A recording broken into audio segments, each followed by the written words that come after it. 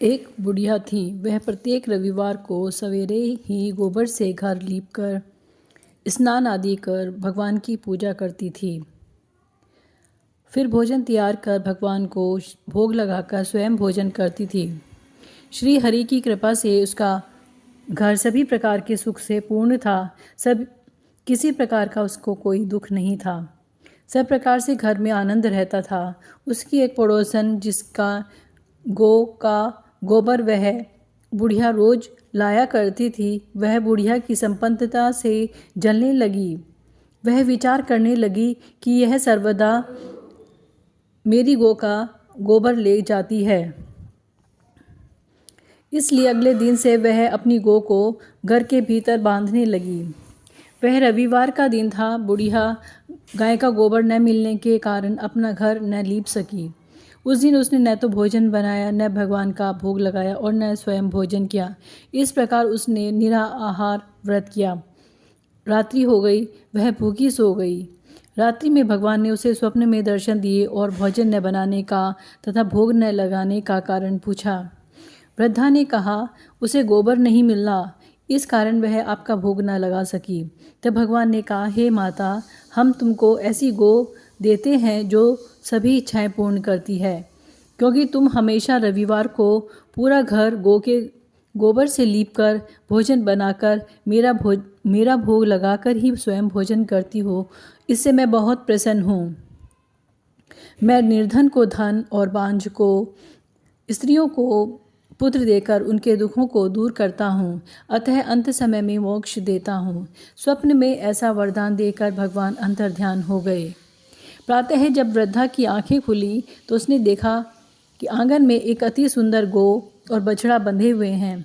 गौ और बछड़े को वह देखकर वृद्धा अत्यंत प्रसन्न हुई और उनको घर के अंदर उसे बांध दिया। वही खाने के लिए उसने चारा भी डाल दिया। जब उसकी पड़ोसन ने बुढ़िया के घर में एक अति सुंदर गौ और बछड़े को बंधा हुआ देखा तो वह उनको देखकर जल उठी।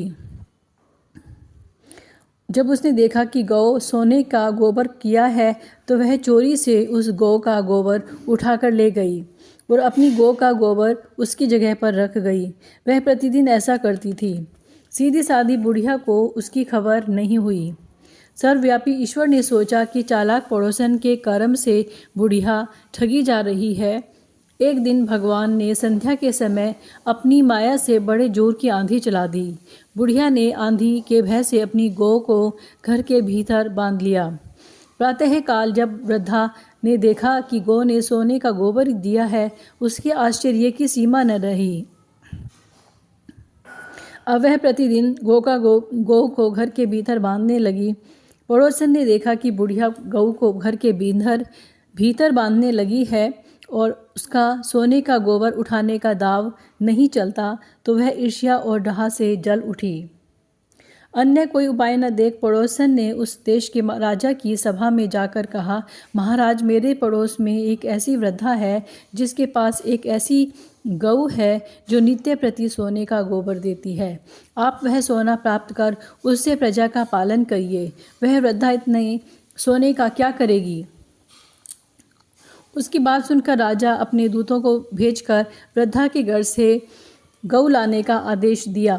वृद्धा प्रातः भगवान का भोग लगाकर भोजन ग्रहण करने जा रही थी कि राजा के कर्मचारी गऊ खोल कर ले गए। वृद्धा बहुत रोई, चिल्लाई, किंतु राजा के कर्मचारियों के सामने उसकी कोई न चली। उस दिन वृद्धा गऊ के वियोग में भोजन न कर सकी और रात भर रो रो कर ईश्वर से गऊ को पुनः पाने के लिए प्रार्थना करती रही। राजा गऊ को देखकर बहुत प्रसन्न हुआ, लेकिन अगले दिन सुबह जैसे ही उठा, सारा महल गोबर से भरा दिखाई देने लगा। राजा यह देखकर घबरा गया। भगवान ने रात्रि में राजा को स्वप्न में कहा, हे राजा, गाय वृद्धा को लौटाने में ही तेरा भला है। उसके रविवार के व्रत से प्रसन्न होकर मैंने यह गऊ उसे दी थी। प्रातः होते ही राजा ने वृद्धा को महल में बुलाकर बहुत से धन के साथ सम्मान सहित गाय बछड़ा उसे लौटा दिया और अपने कार्य के लिए उससे क्षमा प्रार्थना की। इसके बाद राजा ने उसकी पड़ोसन को बुलाकर उसको उचित दंड दिया। इतना करने के बाद राजा के महल से गंदगी दूर हुई। उस दिन से राजा ने नगर निवासियों को आदेश दिया कि राज्य की समृद्धि तथा अपनी समस्त मनोकामनाओं की पूर्ति के लिए रविवार का व्रत अवश्य करें। व्रत करने से नगर के लोग सुखी जीवन व्यतीत करने लगे। अब कोई बीमारी तथा प्रकृति का प्रकोप उस नगर पर नहीं होता था। सारी प्रजा सुख से रहने लगी। इस प्रकार ये रविवार की कथा समाप्त होती है और कमेंट में जय सूर्यदेव जरूर लिखें। धन्यवाद।